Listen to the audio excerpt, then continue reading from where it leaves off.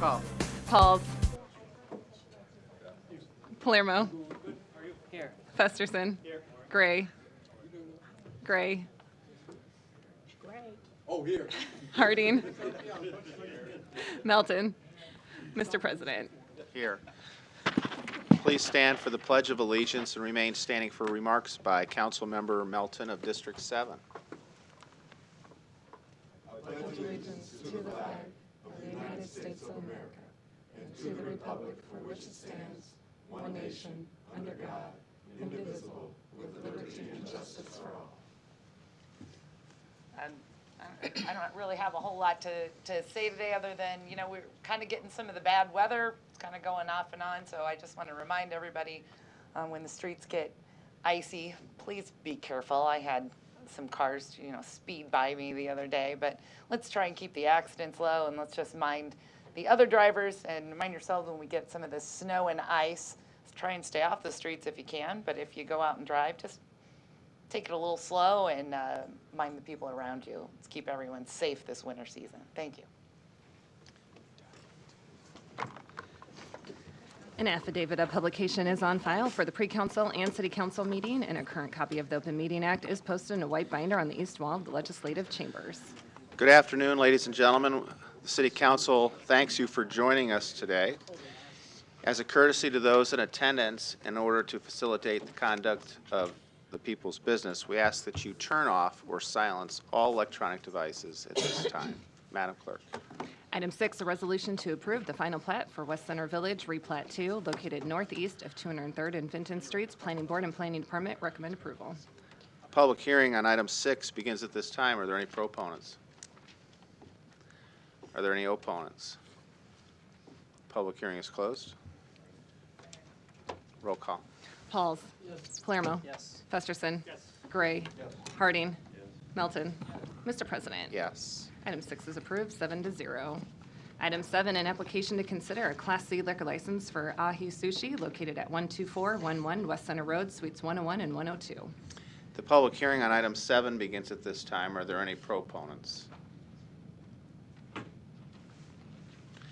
Name and address, please. Hello, my name is Zhang Zhu, and we are going to be located at 12411 West Center Road, Suite 102 and 101. This is a new application for a new location. It was formerly a bar drug house, and we are going to be a family-style restaurant. We're going to be opening from 11 to 9 daily. And that's about it. Thank you. Are there any other proponents? Are there any opponents? Public hearing is closed. Roll call. Pauls. Yes. Palermo. Yes. Festerson. Yes. Gray. Harding. Melton. Mr. President. Yes. Item 7 is approved, 7-0. Good luck. Thank you. Thank you. Item 8, an application to consider a Class CK liquor license for Highlander Bar and Grill located at 2112 North 30th Street. The public hearing on item 8 begins at this time. Are there any proponents? Ladies and gentlemen, Lance Wang, 4297 Red Fox Lane, Fort Calhoun, Nebraska, 68023 is my home address. Are there any other proponents? Othello Meadows, 75 North, 2112 North 30th Street, Suite 200. Are there any other proponents? Are there any opponents? Public hearing is closed. Roll call. Pauls. Yes. Palermo. Yes. Festerson. Yes. Gray. Harding. Yes. Melton. Mr. President. Yes. Item 8 is approved, 7-0. Good luck. Item 9, an application to consider a Class I liquor license for Best Bison located at 163 North 78th Street. The public hearing on item 9 begins at this time. Are there any proponents? Good afternoon, Mr. President, council members. David Levy, Baird Home Law Firm, 1700 Farnham Street, here on behalf of the applicant. Happy to answer any questions. Thank you. Are there any other proponents? Are there any opponents? The public hearing is closed. Roll call. Pauls. Yes. Palermo. Yes. Festerson. Yes. Gray. Yes. Harding. Yes. Melton. Yes. Mr. President. Yes. Item 9 is approved, 7-0.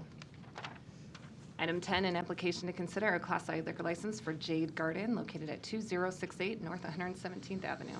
The public hearing on item 10 begins at this time. Are there any proponents?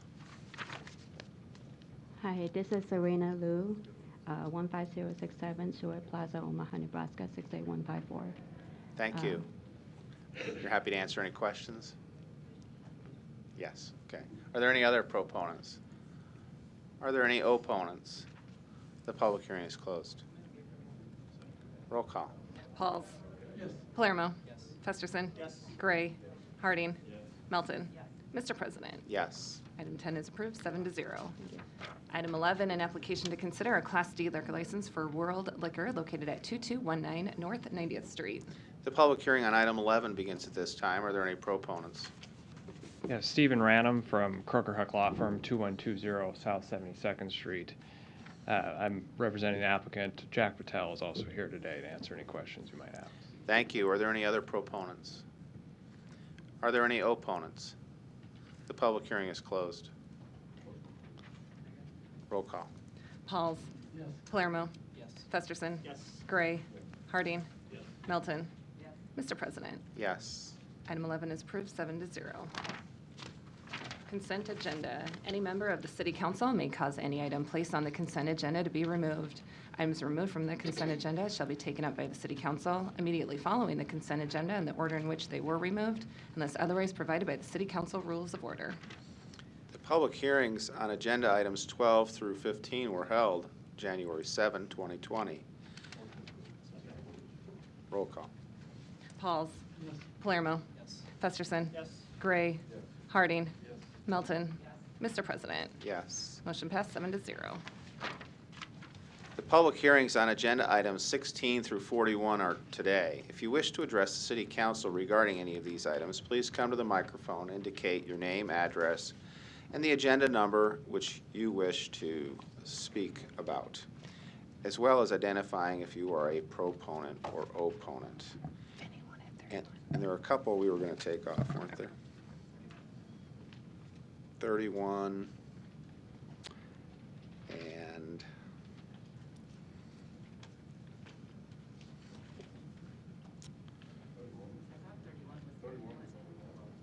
was it? Okay. Were you going to speak? Yeah, we have someone who wants to speak. Thank you, Mr. President, members of the council. Holly Barrett, Executive Director of the Omaha Downtown Improvement District, 1620 Dodge Street, Suite 140, Omaha, Nebraska 68102. I'm here to talk about item number 26. I think this might have been a quick surprise for some of you, so I'm going to give a quick brief background and then I can answer any questions. This is pertaining to funding to do an alley revitalization project that would encompass all 7 alleys in Old Market and would be the kind of toolkit that would be translatable for other areas in the city that are on their own trash contracts. Basically, in a nutshell, both the front doors and back doors of Old Market have been consistently getting a little more dilapidated over the last few years, and we've been seeing a lot of safety concerns, and we came through and decided that what we really needed to do was start getting serious about talking about dumpster consolidation. Right now, those alleys, each business and residential property has their own dumpster, which sometimes creates a really chaotic atmosphere, very difficult to navigate by car, certainly makes it difficult for deliveries. And as a pedestrian commuter, it's also kind of scary to walk through. You never know what's behind the next alley or the next dumpster. We are working with the city, Parking and Mobility, to come up with a plan to analyze each of these alleys and figure out what we can do to make all of them better. They will all have a different plan when we're finished. Some of them will be event spaces. Some of them will simply be cleaned up and have improved lighting, working on making those surfaces better. There also is a project in place that will be helping a common fund, putting a common fund in place to do some of those maintenance things, and we're talking about cleaning and surface repair, and in the winter, snow removal, which has been a huge problem over the last few years because, again, snow removal is also up to each of these individual properties, which means no one does it. Last year, when we had a couple of major snowstorms, we had several areas that didn't have their garbage emptied for up to 3 weeks because they couldn't get to them. So that's one of the things that we're really trying to eliminate. The funding that's coming for this project is certainly mostly going to be coming from parking and mobility. That's a huge resource, and we're really, really happy that they've stepped up to help with this. We have, however, also secured funding from a couple of other places. We received a grant, the Downtown Improvement District received a grant from the Douglas County Visitors Fund in the amount of $12,500. We are also looking at a few smaller sponsorships, which will come in as matching gifts to again go straight into that maintenance fund. And I think towards the end of it, we're going to be looking at upwards of $100,000 project when it comes in the very beginning. There's going to be some more costs as it goes on. This is a long-term project, and it again is being done in conjunction with another project that's happening on the front side where we're working with property owners to update their sidewalks. That's in it in a nutshell. I'm happy to answer any questions. Thank you. The public hearing is closed. Councilmember Pauls. Thank you, Mr. President. This past week, I was at a meeting, and there are a number of questions on, they see us voting up here. This is not with you. You don't need me? No, thank you. So what I did is I went through the agenda and just picked out a couple of them just sort of to explain how this all comes about. And like this is just basically for discussion. And I'd like to talk to Mr. Stubbe. Agenda item 20, which deals with Mark 7 Enterprises for a bid, and also 21 Building Crafts, which is a bid.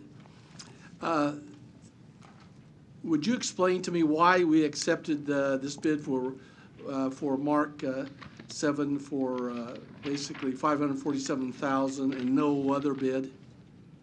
Bob Stubbe, Public Works. I've got Jim Tyler here, and I'm going to have him go through and explain the particular project and acceptance of the bid for that project. Yeah. Thank you, Jim Tyler, City of Omaha Public Works. So this project in question on item 20, this is a project that's under our facilities management. That's Mike Eastman.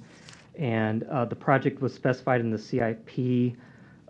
Basically, Mike told me that this is a project to replace a failing chiller that's over 35 to 40 years old. The existing system is not working. In order to get this in time for the summer, they did not have time for a rebid. They also believed that in the current market conditions, that if they went out for a rebid based on the prices they were seeing on a number of these other items that are coming in, that they would not get a lower bid. So we went through an approval process up the chain to Bob to make sure that it's in the CIP, we can absorb the additional funding. So that's how that single bid that was a little bit over budget was approved. So we received only one bid? That's correct. Okay, and then speak to 22, Building Crafts, $539,000.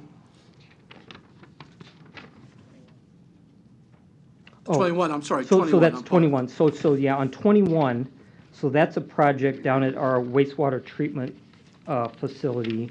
And this is a project that actually, with about the $120 million of improvements we've done over the past, I'm going to say 5 to 7 years, this is a project that needed to be done to bring some issues that came up of light of some of those improvements that were done.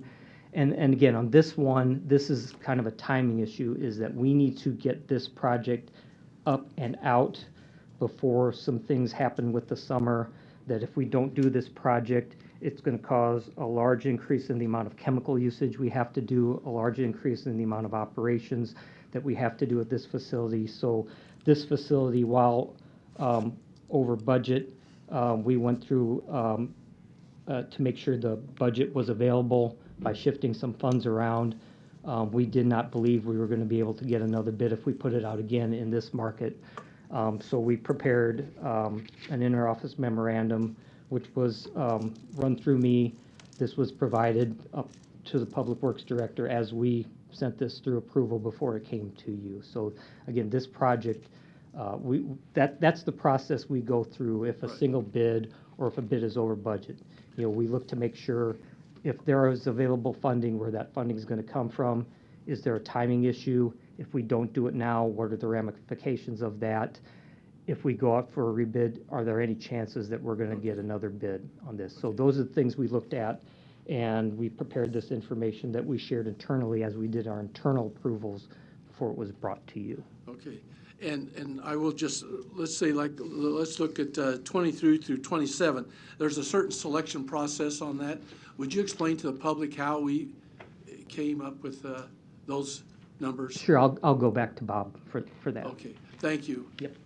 Bob Stubbe, Public Works. So professional services are selected in accordance with the process established within city code. And so the code talks about a qualification-based selection process, which is in accordance with the Brooks Act that was approved by the federal government back in the early 70s. And so the process that we use for consultant selection is to look at a number of things. One is we have an on-call list where consultants can submit to us their qualifications, their staffing levels, their experience, and then we use that list to make a determination based on the project who to select. So we'll look at consultants that have qualified personnel. We look at their management ability.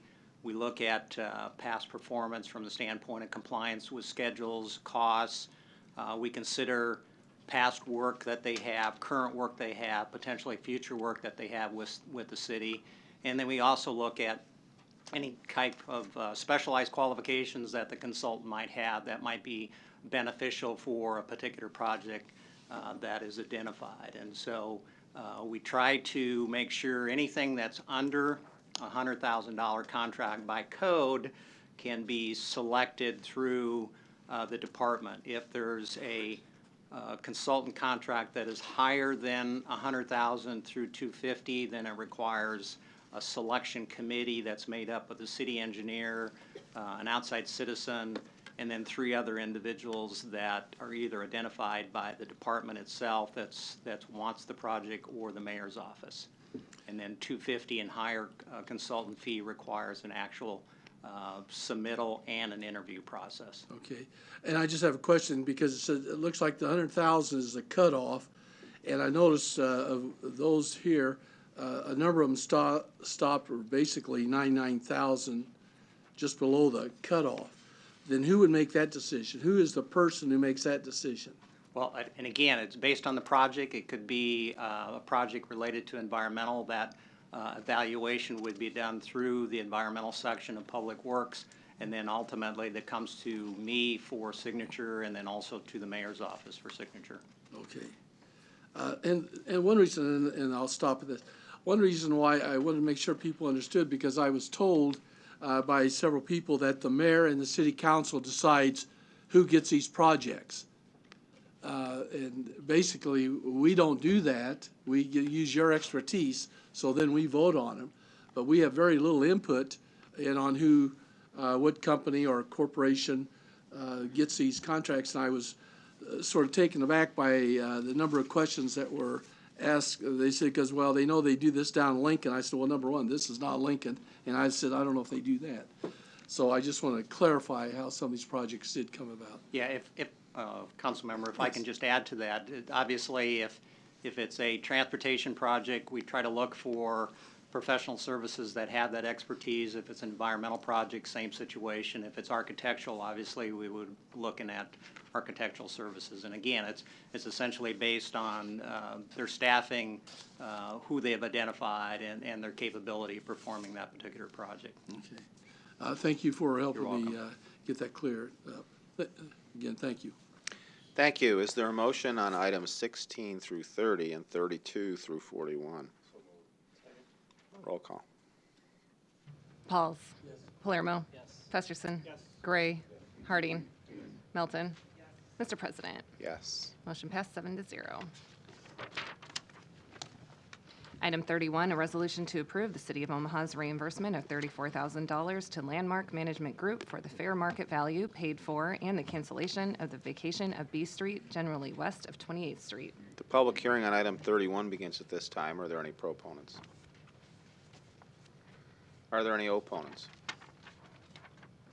The public hearing is closed. Council Vice President Palermo. Thank you, Mr. President. I pulled this item off for the simple fact that just Thursday I found out that this was back on the agenda for reimbursement, which in the last time I had this in front of me, there's 3 council members that serve on the street vacation committee, not that sort of vacation. We voted on vacating this piece of city property to this company for their benefit for whatever the reason was. And the reason I pulled this off for the full reimbursement was based on the fact that there's a lot of work that goes into these street vacations. For one, it comes before the committee, which is Councilmember Festerson, Councilmember Pauls, and myself. And for 2, there's a lot of work that Public Works puts into this as far as figuring out the fair market value on this piece of property and just the paperwork and the process that it takes to turn this property over. So for that fact, I'll be voting no on this. Not that there shouldn't be a reimbursement, because there probably should be at a certain amount, but not for the full amount, because when the work's put into this at the person who comes to us, or company that comes to us to have this happen, I mean, we shouldn't be on the hook for full reimbursement, and that's the reason I'll be voting no. Thank you. Thank you. Director Stubbe, can you explain whether the department is seeking to retain any of the estimated costs that the city incurred in moving to this point as a part of this agenda item? Bob Stubbe, Public Works. So with every application for vacation, we collect a application and an administrative fee. And so majority of the time, with a transaction, we would actually refund that application administrative fee. In this particular case, because of the fact that we've gone through a number of iterations with this one, we're asking the applicant to resubmit that application administrative fee. Resubmit meaning? Yeah. You've already refunded that? Yeah, just because this one's a little bit complicated from the perspective is that there was a request to vacate. We went through the process to vacate. We gave the option to the applicant to actually make infrastructure improvements within the public right-of-way. The applicant agreed to that. We sent their check back to them with that understanding. And then the applicant turned around and said, no, I don't want to do that now. I want to just go ahead and pay the fair market value. And so in this particular case, because the check was turned back to them because they were going to actually make public improvements, we're asking them now to resubmit that application and administrative fee. So is there any sense of urgency to this item, or can this item be laid over for a week or two to see whether your request for the resubmission of the fees to cover the expenses the city incurred will be in fact submitted? Yeah, in my opinion, there's no urgency to do this today if you wish to delay it until we receive that amount. Thank you. What's the pleasure of the council? No further lights? Roll call. Pauls. Yes. Palermo. Yes. Festerson. Yes. Gray. Yes. Harding. Yes. Melton. Mr. President. Yes. Motion passed 7-0. Item 42, an ordinance to amend Omaha Municipal Code, Sections 48-111 through 48-119 to adopt the 2018 International Property Maintenance Code. The public hearing on agenda 42 is already held, so what's the pleasure of the council? Roll call. Pauls. Yes. Palermo. Yes. Festerson. Yes. Gray. Harding. Yes. Melton. Yes. Mr. President. Yes. Item 42 is approved, 7-0. Item 43, an ordinance to amend Omaha Municipal Code, Section 43-121 to adopt the 2018 International Residential Code. A is communication and support, B is communications and opposition, C is documentation received from the Planning Department. The public hearing was already held on this item. Is there a motion or further discussion? no further lights. I would just state some comments that I appreciate the time the department took and the committee, the working group that was assembled to address this. And while we want to take big leaps forward in terms of the city's sustainability goals and the environmental element, at this point, what the consensus was of this working group was to take a leap of several years in terms of bringing the code forward. They're mindful that their work isn't done, that they'll continue to talk about further improvements in future years. And with that, I thank you for your work, and that's what I wanted to say. Councilmember Harding, you're recognized. Thank you, Mr. President. I too wanted to thank the committee and Anna for the hard work that they put into this, and to those who both submitted letters over the past couple days and showed up to testify last week about their feelings of the amendments that were included on this.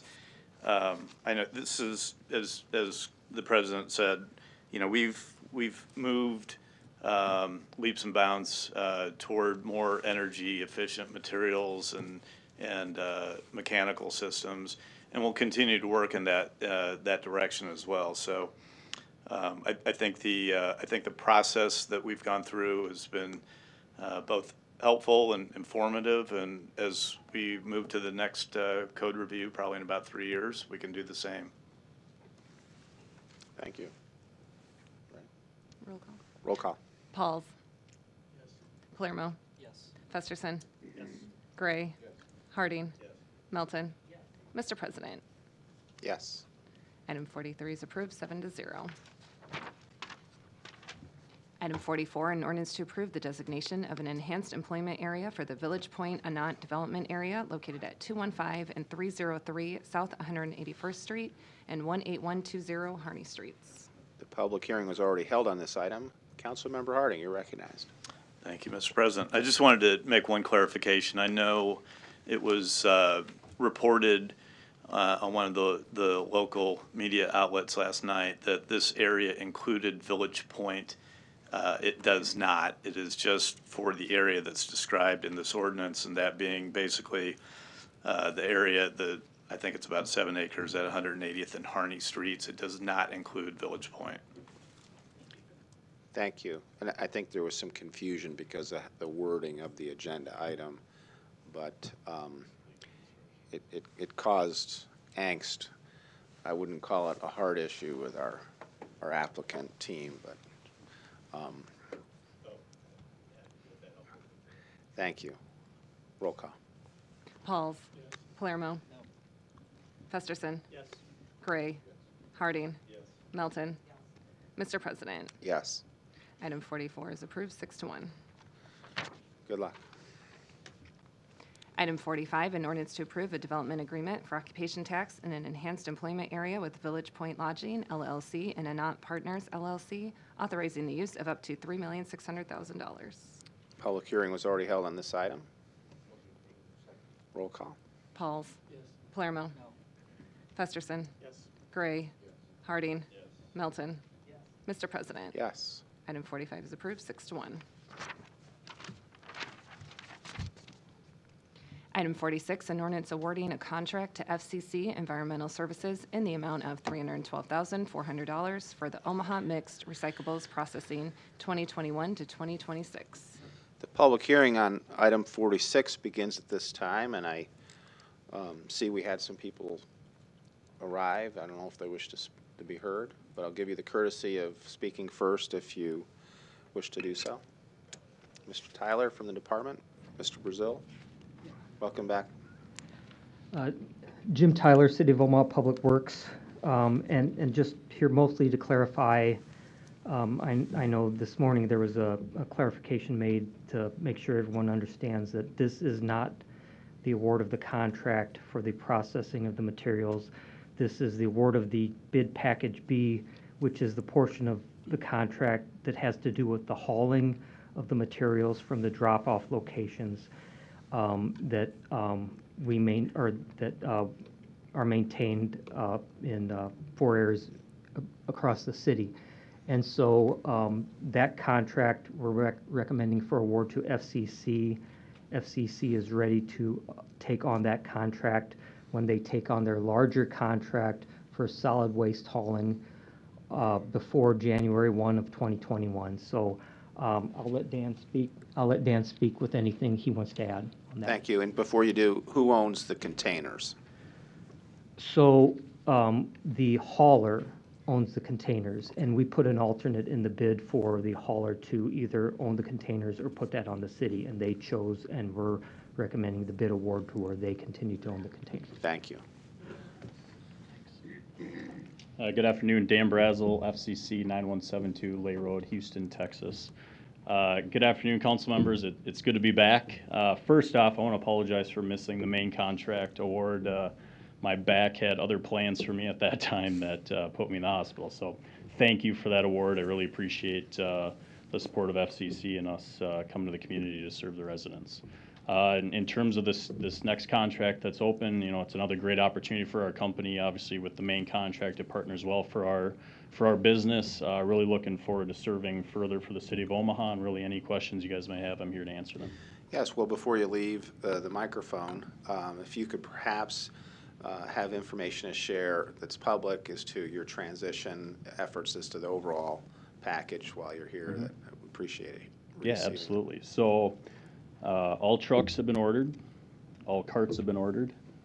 Those are really the two big components when we think about the startup of this contract. Those can take up to 10 months from an order perspective, especially with the CNG trucks. There's no ready now CNG trucks that sit on lots, so they're all custom built for this contract. But all those have been secured, they're already being built, and we expect to see those in the month of August for 2020 here. The 300,000 carts have been placed, the order as well. Those will be starting to get delivered 90 days prior to the contract, which is part of the bid specs, but we have no issues getting that inventory in place. We have secured property with the land and facility in Omaha here, so that's another huge step for us. Obviously, we need a place of business, so we're very proud to have that accomplished as well. We wrapped that up the last week of December in 2019. And really working close with Waste Management on a transition plan. So the employees, as we said all along, are very important. We don't have people we're going to bring from Texas or from Florida, and really it's the people here that are supporting the current service that we are looking to bring on board. So we're working with Waste Management, setting up some type of hiring events and job fairs to be on site and proactively get in front of the people to let them know what to expect from FCC and what that transition will look like for their employment. Thank you. Hey, you're welcome. Are there any other proponents who wish to be heard? Are there any opponents? The public hearing is closed. Councilmember Festerson. Thanks, Mr. President. And Dan, if you would. Thanks for that update. I'm glad you're doing better. Yeah, thank you. I was going to say easy when you get up. I stretch a lot now, so I'm much more, I'm better. Yeah, thank you. No heavy lifting, right? Right. As it pertains, thanks for those updates, and as it pertains to this particular contract, I'm supportive of what we're doing here, and it's important we maintain, obviously, the pickup sites and drop-off sites for recycling throughout the city that we have. And so what this does, just so everyone knows, is it just changes who's responsible for picking that up and delivering to our processor that we're still working on right now, as Mr. Tyler mentioned. And they do get used. There's one in my district, 73rd and Maple in the Benson area, that gets used substantially by those that maybe don't have service, might be in an apartment, or they want to drop off glass. We do that a lot ourselves. And one of my pet peeves, though, is that the location there, and I think other locations also, are often overrun with materials. Okay. So I want to make sure when we transition this to your responsibility that we maybe do a little better job of picking those up on time, keeping those sites tidy. Is that something we can count on to happen? Yeah, what I can commit to you guys, and I think the best part of our proposal is we'll have a dedicated driver that this is all they do, right? They will handle the drop sites. We're not going to mix in other customers. We've budgeted accordingly to make sure it's a dedicated driver. So, instead of maybe one driver picks up one drop site and then 7 other open market customers, their job is the drop site. So if they don't look good, if there's material on the ground and they're not upkept or the service isn't there, it's a key indicator that our personnel is missing on that. So from a dedicated resource standpoint, that really benefits our service levels for these drop sites. But agree, right? The attention to detail is very important.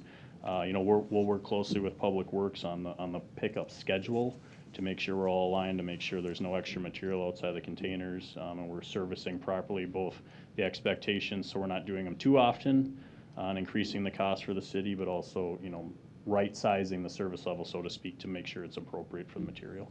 Great, thank you. And Mr. Tyler, if you would.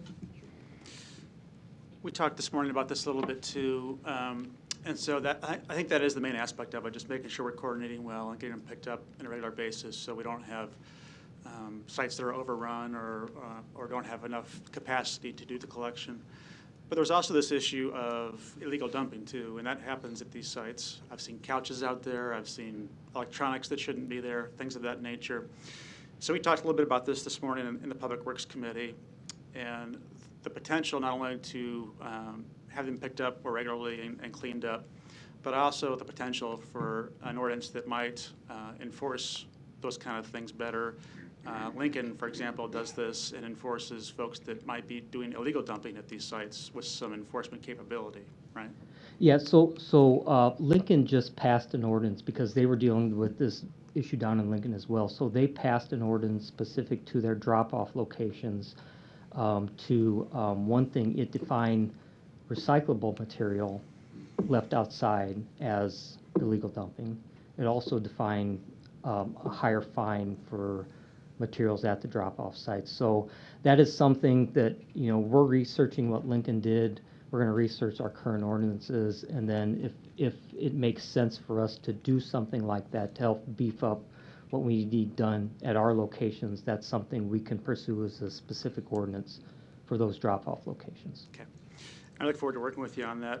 I wouldn't want to go overboard. I think it's important we encourage folks to do recycling and drop off the materials that are supposed to be there. But for the materials that aren't supposed to be there, like furniture and things that are ridiculous, I think there may need to be some kind of enforcement mechanism to stop that from happening. Okay, thanks. And I do also want to make a point out that I think things will be easier in terms of scheduling of drivers, just for the fact that right now, under the current contract, First Star relies on getting another hauler to show up to service those. And with the hauling companies being short on drivers, that's an issue for them. Whereas with FCC, if they don't show up, we have a contract with them and we can hold that to them. And as Dan has said, they're committed to showing up, being on time, coming up with a good schedule to address that. Great. And when would this transition take place, the actual hauling of these sites take place in terms of taking over from First Star? And so we're right now, we're working on a schedule with Dan as to when that best time to assume before January 1 of this year, or of next year, of when they would assume the larger contract. So what we've been talking to Dan about is that it likely makes sense as to when that larger contract is in place, is that will be the time they assume the drop-off contract. Okay. And as long as we're on that topic, because this is a natural, I think, transition into that topic that we talked about this morning as well, can you give a short update on the status of that 2020 contract with First Star that has to come back to the council yet, as well as the RFP we talked about before the holidays? Sure. So if everyone recalls that we came to what we called an agreement in principle with First Star on we're going to pay you what you charge everyone else, but there are some certain things where they have asked for additional compensation, and we've been discussing those issues with First Star. Our latest conversation was Friday. We met with the law department on Monday to talk through some things a little bit further.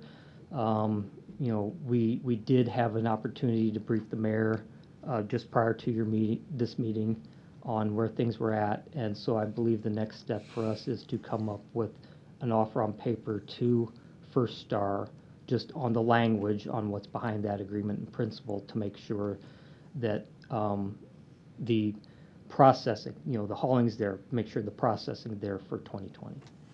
So no major hurdles on that, we don't think, in coming back to the council shortly? Yeah, we do believe we're going to give an offer to First Star probably, hopefully this week. If everything goes well, we think the next meeting is doable. And the RFP itself for future years, that's a bit more nebulous in terms of time frame, but something you're working on and feel like you'd like to have on its way by spring, would it be fair to say? I'm tentative to put a date on that. Again, just because there are a number of issues we're looking at to make sure that we take our time and get out something that we're going to do what's best for the city. And there's a number of issues we're considering taking input, making sure that with the market conditions that are out there right now, which are bad, is that we don't rush to judgment on something that pins us in a long-term contract. So I think we'll be able to come to you with a time frame here, maybe within a month or so, but we're just not there to say that here's when it's going to come before you. Okay. But we'll keep you informed. All right, thanks for those updates. Thank you. Madam Clerk. Item 47, an ordinance approving a redevelopment and tax increment financing redevelopment agreement for the Garage Lofts Tax Increment Financing Redevelopment Project Plan located at 424 South 24th Street in the amount of $230,000. The public hearing on item 47 begins at this time. Are there any proponents? Good afternoon, Bridget Hadley, City Planning, here to answer any questions you may have, and I know Dustin Crook is also here. Thank you. Are there any other proponents wishing to be heard? Are there any opponents? The public hearing is closed. Item 48, an ordinance approving a redevelopment and tax increment financing redevelopment agreement for the Laird Street Habitat 6 Tax Increment Financing Redevelopment Project Plan located between 16th and 23rd Streets and Saylor and Pratt Streets in the amount of $269,500. The public hearing on item 48 begins at this time. Are there any proponents?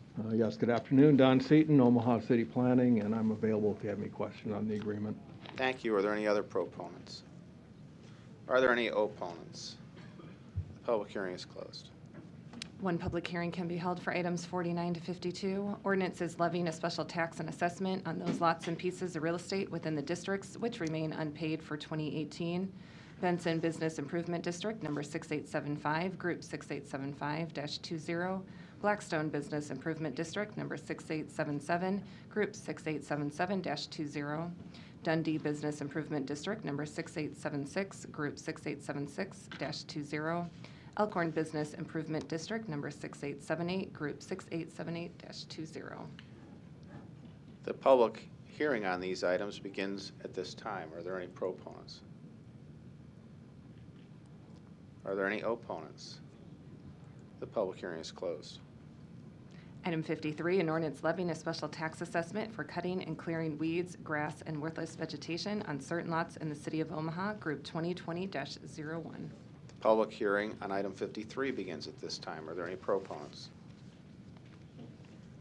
Are there any opponents?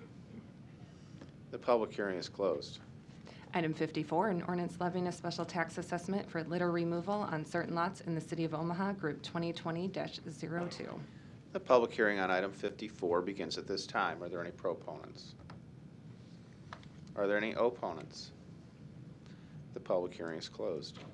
Item 55, an ordinance to transfer property via a quitclaim deed to MUD for city-owned property located near 132nd and Harrison Street. The public hearing on item 55 begins at this time. Are there any proponents? Are there any opponents? The public hearing is closed. Item 56, an ordinance to approve an agreement with BMI Janitorial Group in the total amount of $680,760 for custodial services at various recreational facilities in the city of Omaha through the year 2022. A's Communications in opposition. The public hearing on item 56 begins at this time. Are there any proponents? Hello, Dan Beckman with BMI Janitorial Group, 423 South 162nd Street, 68118. Happy to answer any questions. Thank you. Are there any other proponents? Are there any opponents? If you could step aside. And please turn off or silence your electronic devices. You're recognized. Fred McBride, 1629 Post Drive, Omaha, Nebraska.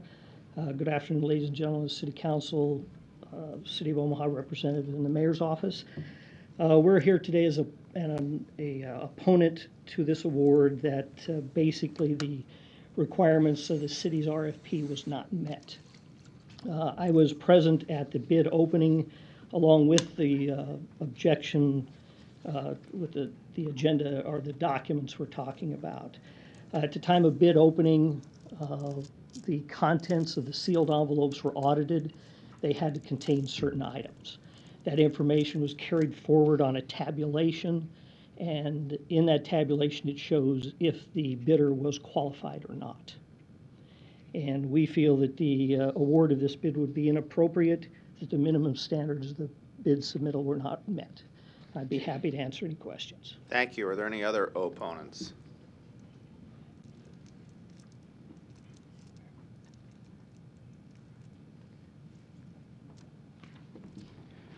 Spencer McGruder, 1521. Yeah, 1521 Cummings. Can I use the Elmo? Yeah, you just put what you have on. They'll turn it on for you, Mr. Magruder. There you go. No, you had it. This way. Okay. This is the cover sheet of the RFP, and it clearly states that the vendor should submit one original, 2 copies, and 2 electronic copies. And Now, then what does that first preamble say? No, lower down, the next highlighted, above that one. above this That one, yeah, the first line of that highlighted, right below your finger. What's that say? This one right here. Right. Okay. It says vendor shall submit 1 copy. No. Where? What does it say? Vendor should submit? Vendor should. Right. Right. And should is the past tense of shall. Okay, it's a command. And so, and the reason why I'm familiar with that is because I looked it up. It before I came should, here. not shall or must. Right, but should is the past tense of shall. So it is a command. And the bidder did not follow through with that command. Again, on the bid tabulation, the Douglas County Commission, or the Douglas County Purchasing Department clearly states that the submittal requirements for all of the vendors submitting proposals, and there were 2 that did not fulfill the requirement. Okay. Now, real quickly, just to satisfy myself, I did a quick analysis of the past decade of RFPs led by the Douglas County and the City of Omaha. Okay, and I'll leave a copy with the county clerk so you can analyze it. But of 125 RFPs over that period of time, in this analysis, 2 of the RFPs are current, which will be let tomorrow. Okay, 7 of them had no bid response. 3 were canceled, and 6 of the RFPs had no notation on the bid tabulation whether they did or not. They just didn't cite anything. So of that left 107 RFPs where all of the responding bidders or all of the responding vendors complied with the submittal requirement. Okay, that equals, if you take let's see, and of that, 18 of that 107, at least one bidder in that bidding pool for those RFPs, on 18 RFPs, did not comply. Okay? Now, when you do the math, you take 18 divided by 107, you come up with, what is it, 16.82, which implies that 83% of all vendors comply. And that's based on 100 RFPs, 107 RFPs. So what am I saying? This is, if you're going to, and this applies to Douglas County as well, because 40 of those RFPs, of the 107, 40 of them are Douglas County RFPs.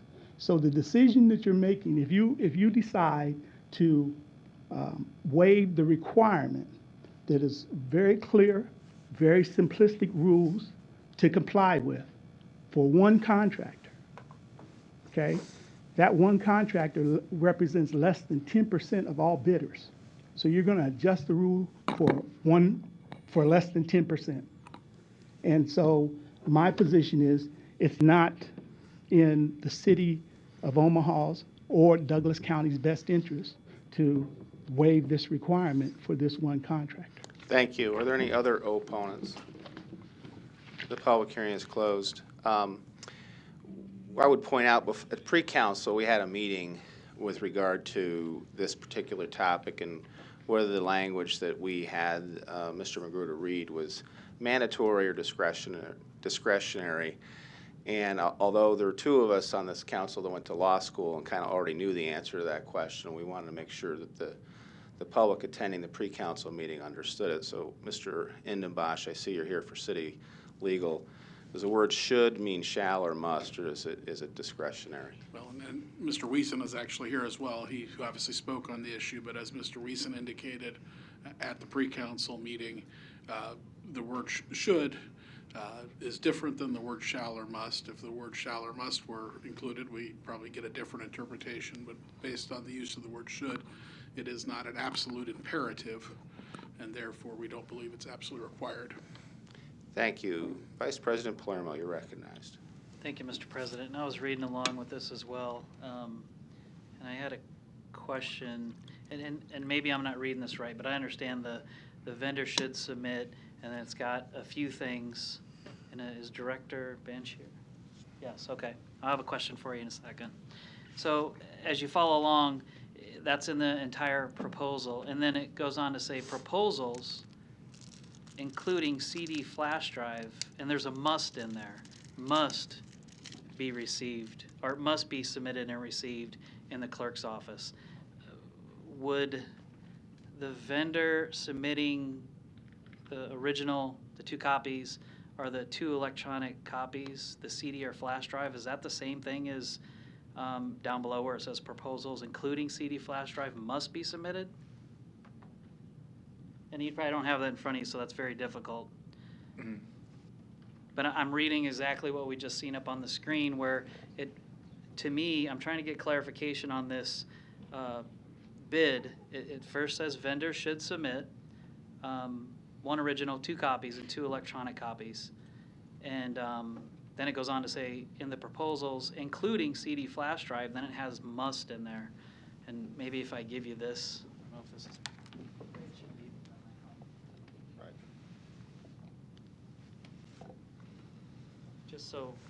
Just so I can get clarification.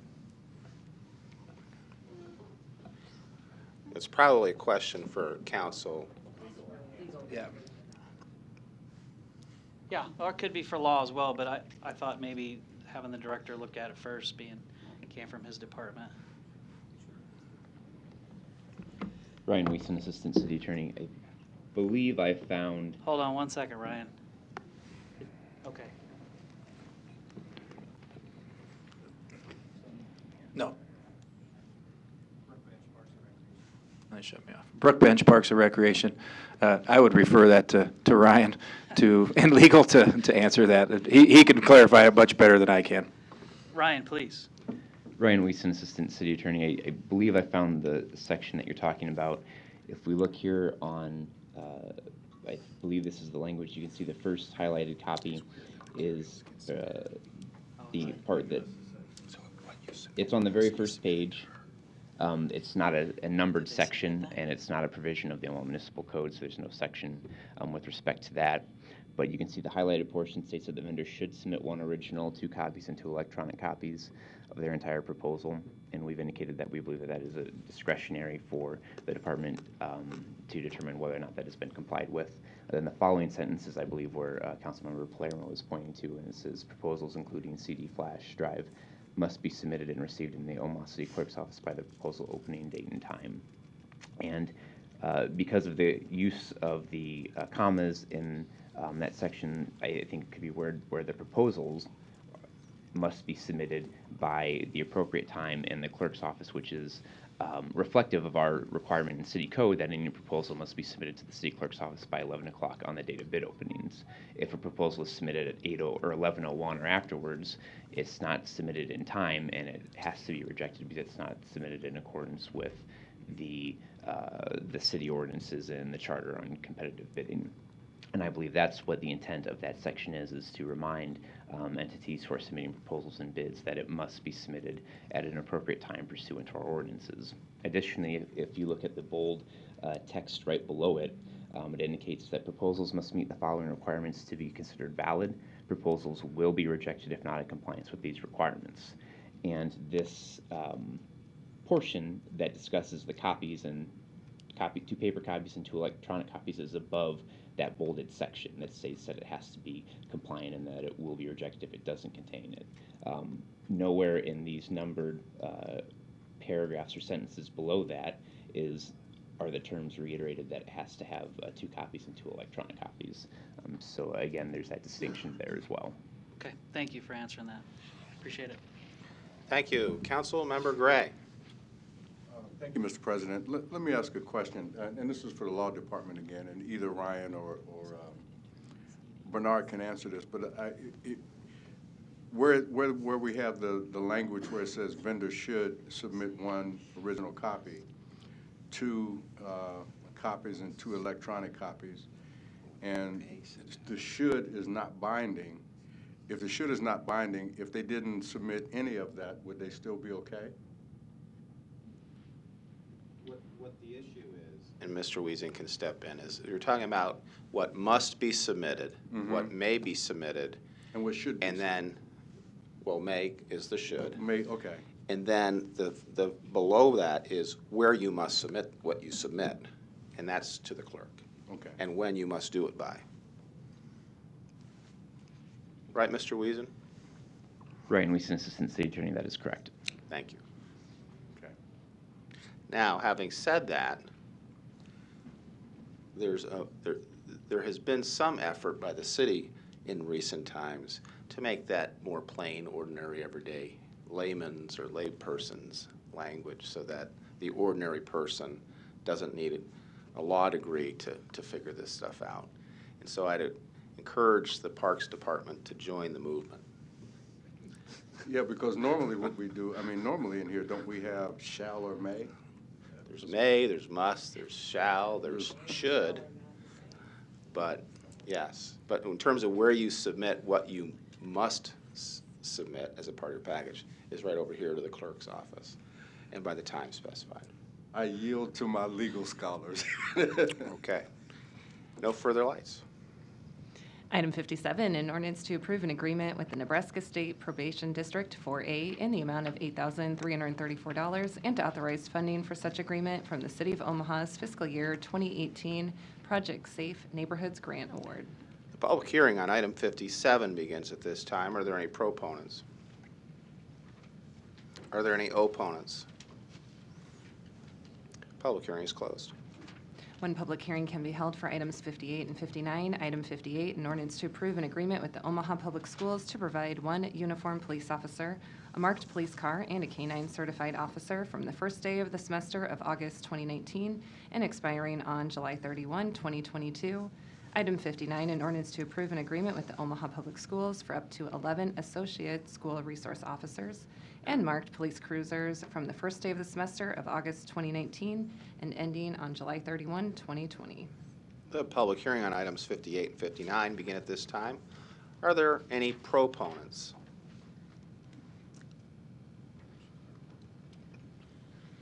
Hello, Lieutenant Charles Ott with the Omaha Police Department Neighborhood Services Unit. I oversee the school resource officers. I'm here to answer any questions. Thank you. You may want to stick around. Are there any other proponents? Are there any opponents?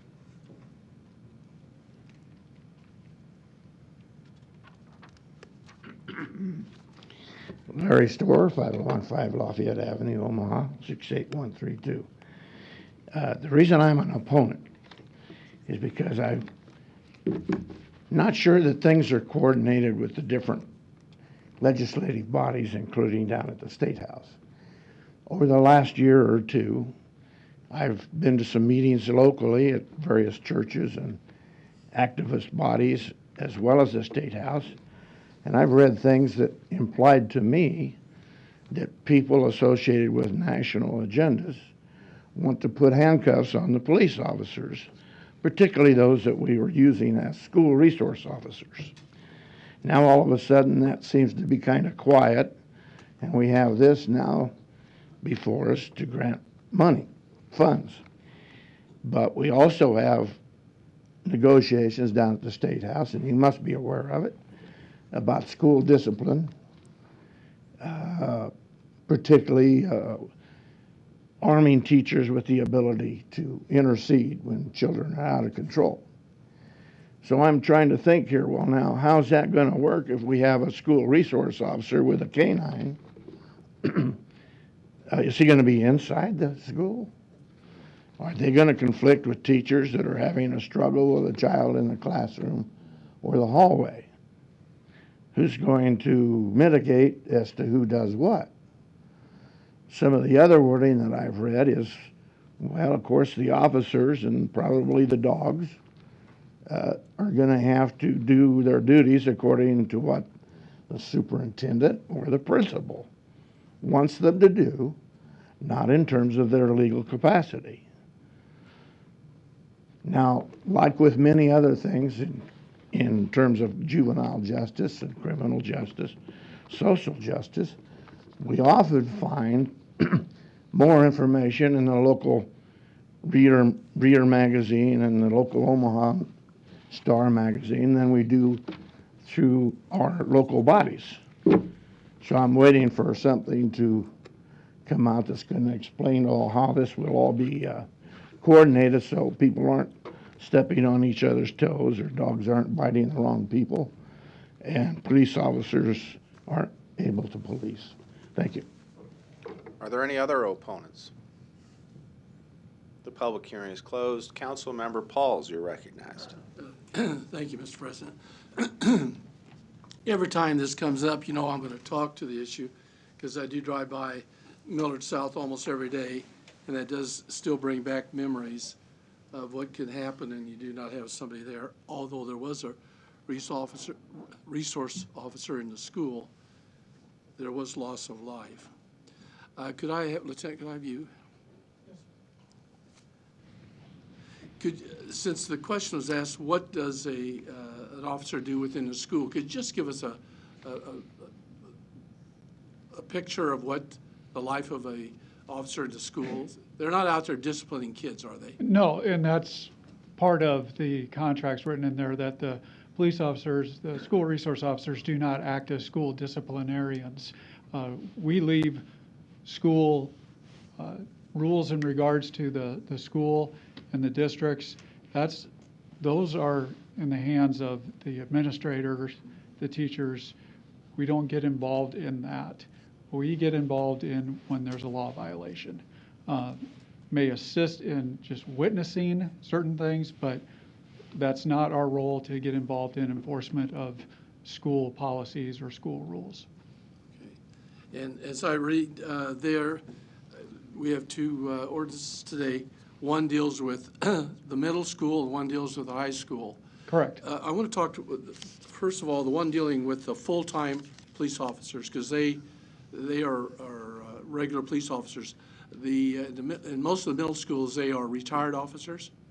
In most cases, when you're talking about with Omaha Public Schools, yes, Omaha, 3 of the middle schools, the officers assigned to 3 of the middle schools, McMillan, Norris, and Monroe are full-time officers, but the other middle schools are associate officers. And I did read that here. That's why. Now, why are those 3 schools particularly have full-time police officers? Those middle schools where the rest of them have retired officers. That would be something that was decided upon with the OPS board and their decisions on wanting what they want as far as resources at a particular school. Okay, and the idea came up, the cost. Who pays for the police officer in the school? The easiest answer, when they are in, the time that they are spent in the school is paid for by the school district. When there's other things, other duties that they have to handle in regards to their position as a police officer, once it goes outside of school, then it becomes a city responsibility. Okay, they're there in the average of 7.5 hours a day? Correct.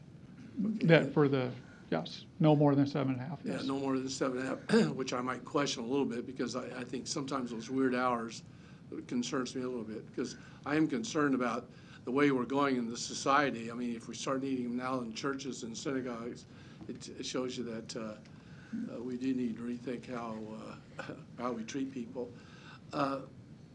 Okay, it says what I found interesting, the contract goes to July 31st. Most schools are out in May, into May, and there are some have summer schools. So there are a number of police officers who are not involved in the schools. Of those 16 in the city, they're not basically in the month of June and in July, they're not in the schools. Only if, for example, in Miller, there's only one school of the 3 that has summer school. So the other 2 officers, what are they? There are other duties?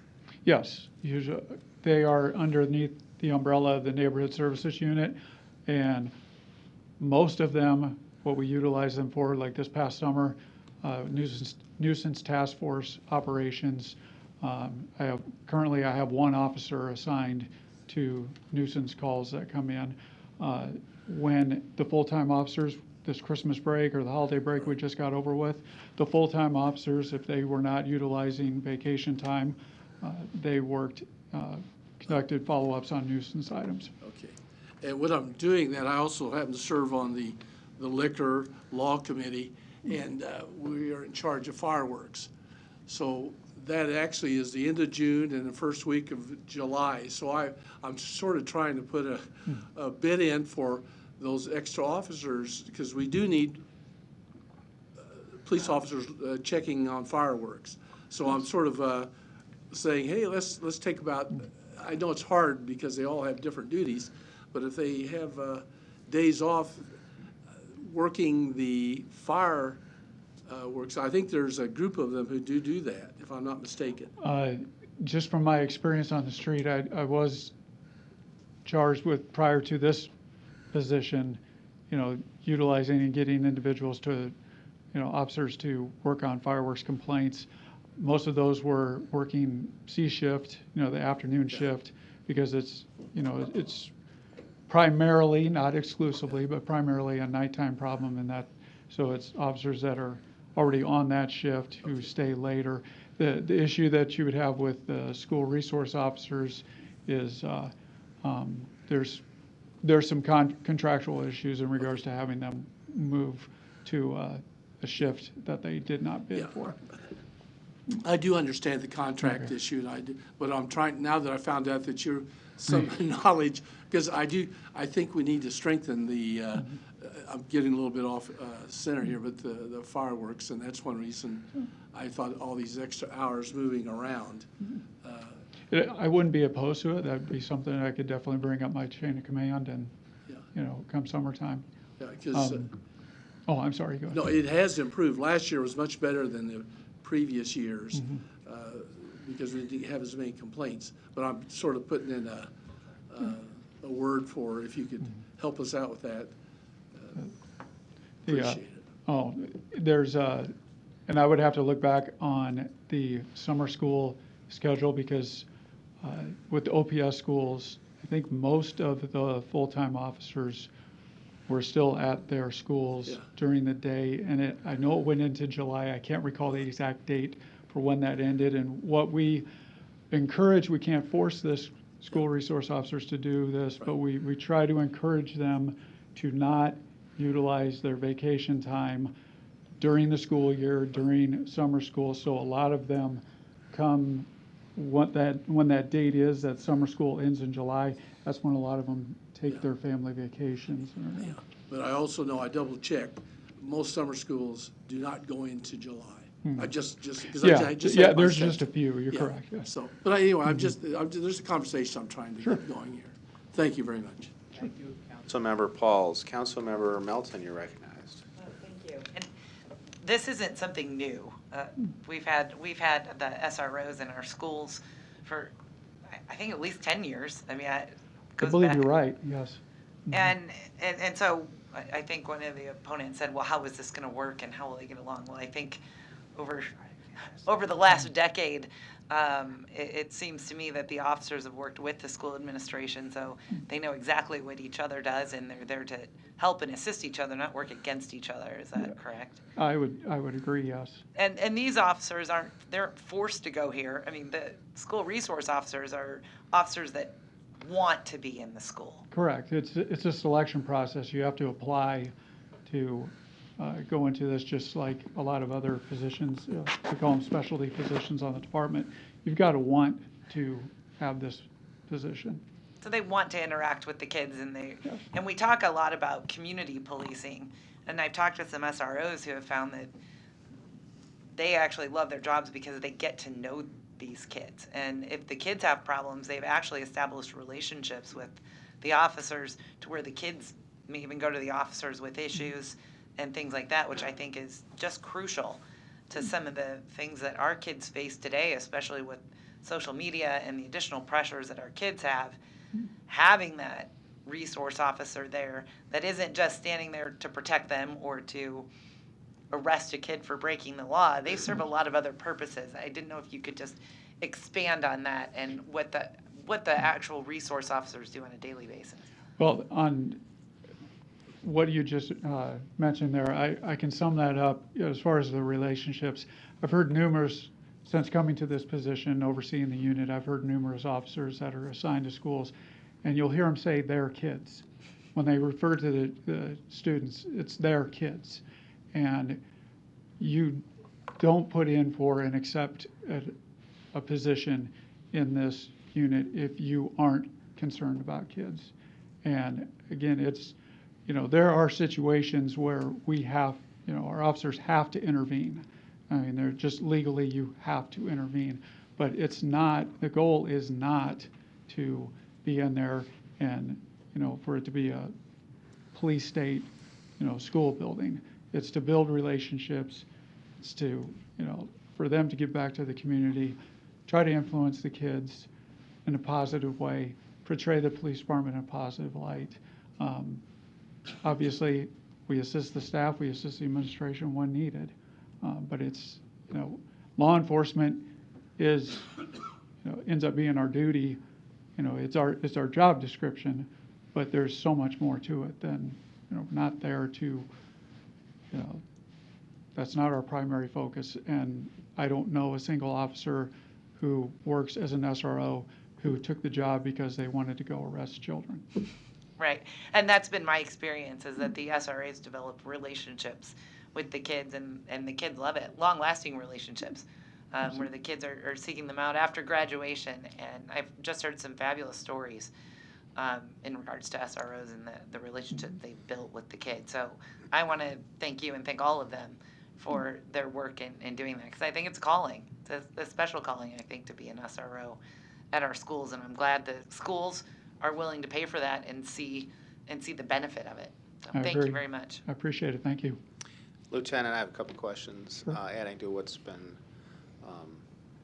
spoken about already. It used to be that we would, a number of years ago, get annual kind of stats for the mandatory interventions, and do you keep stats still on the mandatory interventions? When you say mandatory, if you can just explain to me first, I want to make sure. Arrests. Arrests, yes. We keep that, and there's new requirements as a part of the state law LB 390 in regards to the tabulation of those stats. But yes, we are keeping stats. And when you have that, one of the mandatory interventions, and it's an arrest that results from that, is that the disposition within the juvenile justice system, or where do the SROs take the children that if they end up take in that situation?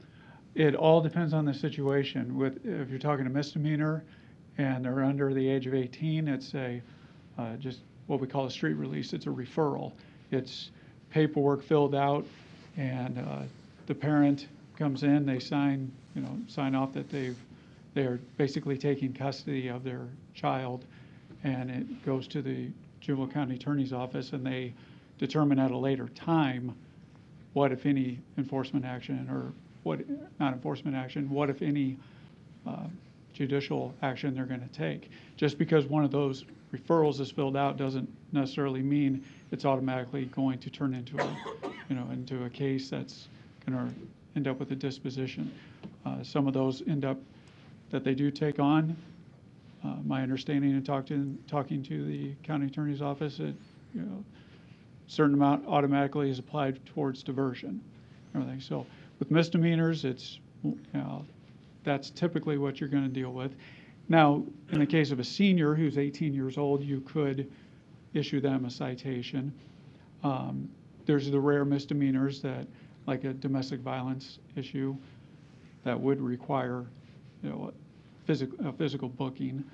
And then also felony cases, we can't do a street release in regards to a felony case. That's got to be something that is they're taken down to the youth center. And there's all sorts of age, there's new age issues and charge issues and history issues, and that's when juvenile probation gets involved. And it's out of our hands as far as what's done at that point. And the canine, is it therapy canine? Is it drug sniff canine? Is it the more traditional, hopefully not, canines you see or hear about on the news that are released to help apprehend someone? Yeah, the canine, in regards to this contract for the full time, it's a narcotics canine. It's not a tracking canine. I mean, its job is to detect, try to detect narcotics. So it's not a kind of an intimidation for children to.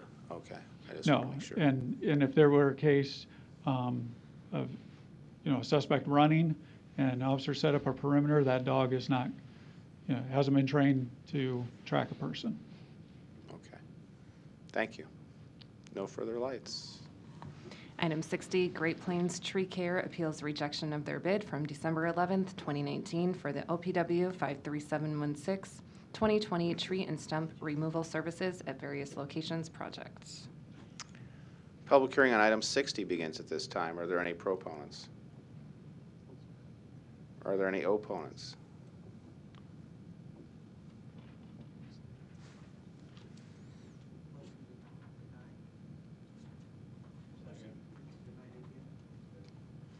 Roll call. Pauls. Palermo. Festerson. Gray. Harding. Melton. Mr. President. Yes. We had an inquiry on whether there were opponents called for on item 59, Madam Clerk. On item 59? Whether they were sent a letter stating they would take For item 58 and 59? Yeah, are you satisfied that opponents were given the opportunity to speak on item 59? Yeah. Okay, thank you. Just wanted the record to be clear. Oh. He did speak. Yeah. Thank you. Okay. Okay. Well, no, we have one item on the non-action items after the clerk reads it up with regard to the firefighter union contract and continuing the public hearing. Actually, the motion should be to move the public hearing to the third reading to be held on February 4th. So it'll be a public hearing and vote on that day. Roll call. Pauls. Palermo. Festerson. Gray. Harding. Melton. Mr. President. Yes. Motion passed 7-0. Items 61 through 79 do not require public hearing or city council consideration at this meeting, but will be placed on a future agenda for public hearing and or vote. The reason for non-action is noted after the item on the agenda, as well as the date the item is expected to appear on an agenda for consideration. Second roll call. Pauls. Palermo. Festerson. Gray. Harding. Melton. Mr. President. Yes. Motion passed 7-0. Meeting is adjourned at 3:19.